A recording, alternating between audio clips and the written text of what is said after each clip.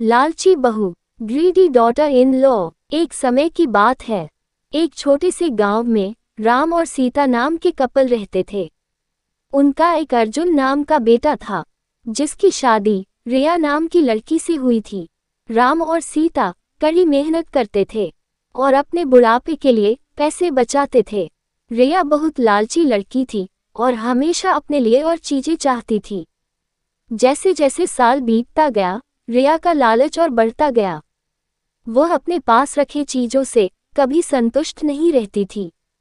वह हमेशा अपने सास ससुर से महंगे तोहफे मांगा करती थी और उनके बचाए हुए पैसों में से भी कुछ हिस्सा अपने लिए मांगती थी।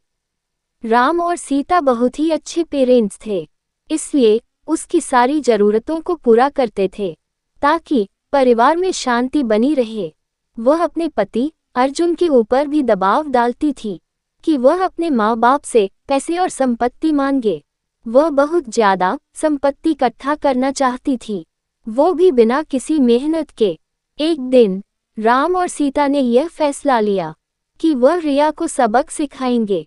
वह उसे बुलाते हैं और बोलते हैं कि बेटा, हमें तुमसे कुछ जरूरी बातें करनी है। हमने यह फैसला लिया है कि हम अपनी जायदाद का कुछ हिस्सा अपने बच्चों में बांटेंगे और उसका कुछ हिस्सा तुम्हें भी देना चाहते हैं। रिया खुशी से झूम उठती है क्योंकि वह हमेशा से यही चाहती थी। लेकिन राम और सीता के मन में कुछ और ही चल रहा था। उन्होंने एक पत्थरों से भरा हुआ बैग उसे दे दिया और बोला, बेटी, ये तुम्हारे हिस्से की संपत्ति है। रिया उस बैग को देखकर गुस्सा हो गई।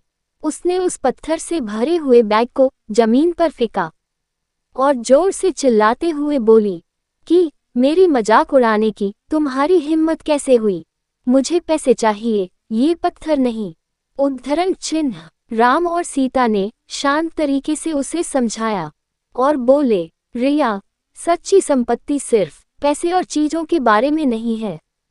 ये प्यार, दया और जो कुछ भी तुम्हारे पास है, उसके लिए आभारी होने के बारे में है। हमने हमेशा तुमसे प्यार किया है और तुम्हारी देखभाल की है, और ये पैसों से भी अधिक कीमती है। रिया को एहसास हुआ कि वह लालच में कितनी अंधी हो गई थी। उसको अपने किए गए बर्ताव के लिए पछतावा होने लगता है। उसने अपने सास और ससुर से माफी मांगी और अपने तरीके बदलने का वादा किया। उस दिन के बाद से उसमें बदलाव आया और वह एक अच्छी बहू बन गई। रिया के बदलाव की बात पूरे गांव में फैल गई और सभी ने एक बेहतर इंसान बनने के लिए उसकी प्रशंसा की। रिया अपने परिवार का ख्याल रखते हुए और उनके बीच मिले प्यार के लिए आभारी होकर हमेशा खुश रहने लगी। सच्चा धन प्यार, दया और जो हमारे पास है, उसके लिए आभारी होने से आता है, न कि हमेशा और अधिक चीजों की चाह रखने से। अगर आपको हमारी ये कहानी पसंद आए तो प्लीज़ हमारे चैनल को सब्सक्राइब, वीडियो को लाइक और शेयर ज़रूर करें। हमेशा की तरह पूरी कहानी पढ़ने के लिए आपको धन्यवाद।